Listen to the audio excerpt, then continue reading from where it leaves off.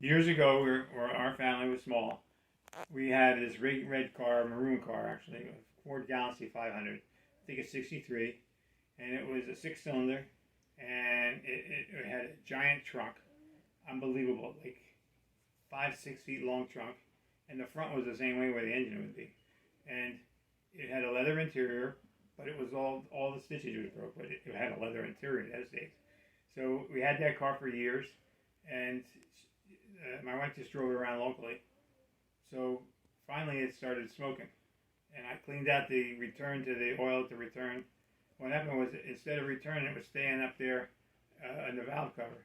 And it would make it burn. So I cleaned it out, and I cleaned it out, and I cleaned it out, and I couldn't do no more with it. So we used to ride the Red Bank, and we go up 34, because we couldn't, if we went on the parkway, we could stop because it smoked too much. So finally we had to get rid of it. So we took it over to the junkyard there in Howell, and we went to the first junkyard from Brick. There were two of them, and we told the guy, how much we get. He said $50, $40, and he said okay. So he said we'll roll down the windows. We rolled down the windows, and he came in with a Ford truck, and he picked it up and started taking it in the back way, smash them up.